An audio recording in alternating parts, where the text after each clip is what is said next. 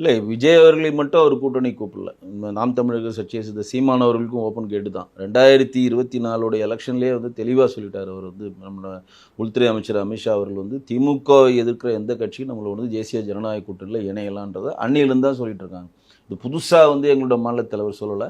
இப்போ என்ன ப்ரிஃபரன்ஸாக என்ன கொடுக்குறாங்கன்னா, திமுகவின்ற அராஜக ஆட்சியை வந்து வீழ்த்தணுன்ற எண்ணம் உடையவர்கள் யார் வேணால் வரலாம், அவங்க ஓப்பனாக நாங்கள் கொடுக்குறோன்றது எங்களோட உள்துறை அமைச்சர் சொன்னது தான் நயினார் அவர்கள் வந்து பொதுவெளியில் வழிமொழிஞ்சிருக்காரு.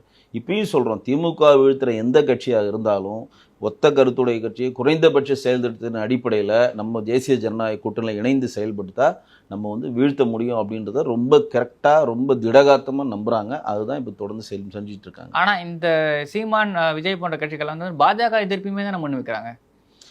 அதாவது அரசியலில் வந்து இப்போ இப்போ இப்போ நீங்கள் நம்மளோட அனைத்து இந்திய அண்ணா திராவிட முன்னேற்ற கழகம் வந்து கூட்டணி வச்சுருந்தாலும் நம்ம கொண்டு வந்த வக்பு வாரிக்கு ஏற்ற மாதிரி தான் அவங்க ஓட்டு போடுறாங்க.